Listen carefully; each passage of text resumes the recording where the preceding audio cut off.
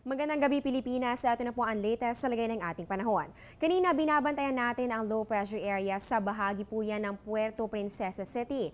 Ngayon ito po ay humina na at halos tuluyan na nga pong nawala ayon po yan sa Pag-asa. Pero isang panibagong low pressure area po ngayon ang nabuo at namata nito kanina alas 4 ng hapon. Sa layong 168 kilometers, yan po ay east ng Surigao City. Para po sa lagay ng ating panahon sa mga susunod na mga oras, dito po sa may Eastern Visayas, pati na rin po dito sa buong Mindanao, magkakaroon po kayo ng maulap na kalangitan na meron pong katamtaman hanggang sa malalakas sa pag-ulan o pagkidlat pagkulog. Samantala, pinapayuhan po ang lahat ng ating mga kababayan dyan na magdoble ingat at maging alerto sa posibilidad ng pagbaha o pagguho ng lupa. Dito naman po sa may Bicol Region, pati na rin po dito sa Palawan at sa natitirang bahagi pa ng Visayas. Asahan naman po ang mahina hanggang sa katamtamang pag-ulan o pagkidlat pagkulog.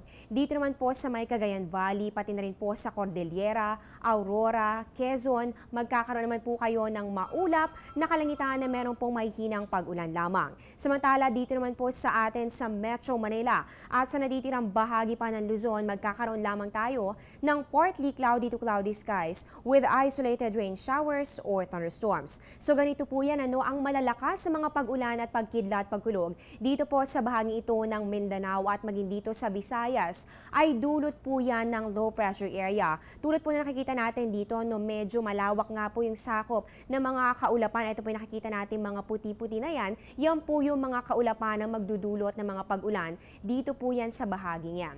At dito naman po sa atin sa Luzon, hindi po dahil sa LPA ang mga pag-ulan natin, pero dahil po ito dito po sa hanging amihan at maging dito rin po sa tail end of a cold front na nakakaapekto lalong-lalo na dito sa Northern Luzon. Pero dito po sa bahagi ito ng Palawan, ang mga pag-ulan pong mararanasan din dyan ay dala ng mga kaulapan na naiwan mula po yan sa huminang low pressure area na binantayan po natin kanina.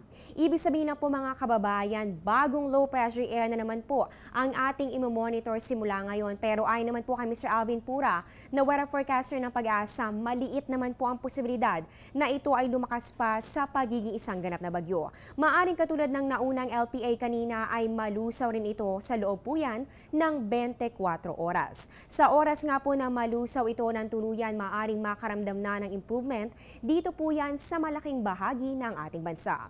Gayunpaman, patuloy pa rin po tayong mag-antabay sa mga pagbabago kasama po ang Panahon TV. Magbabalik po kami matapos ang isang paalala. Teng, ang package. Ma'am, sabi ng Air 21 on the road na. Ano, Teng? Ang package. Ma'am, sabi ng Air 21 na receive na. Okay, very good. Basta padala, sagot ka ng Air 21. May real-time delivery updates via text para worry-free ka. Teng, ang package, napadala mo na? Yes, ma'am, sa Air 21. Sa Air 21, sagot ko, padala mo!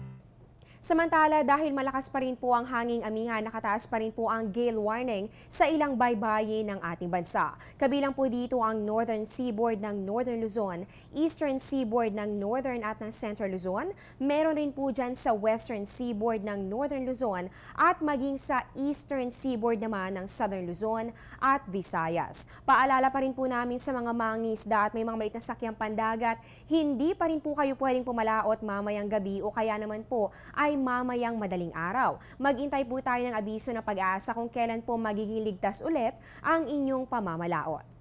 At samantala, bagamat nagkakaroon na po ng unti-unting pagbangon sa mga lugar na naapektuhan ng Bagyong Yolanda, tuloy-tuloy pa rin po ang ating pagtutulungan. Pwede pa rin pong mag-donate sa Air 21 outlets. Para po sa mga detalye, makipag-ugnayan lamang sa numerong 854-2100. At yan po ang latest mula dito sa Pag-asa. Abangan niyo po ang susunod naming update mamayang alas 8 ng gabi. Dito pa rin po yan sa Telebisyon ng Bayan. Kasama niyo po sa News at 6. Ako po ang inyong weather lover, Amor La Rosa, na nagsasabing ang taong handa at may nahon, kayang lagpasan ang hamon ng panahon. Magandang gabi po sa inyong lahat.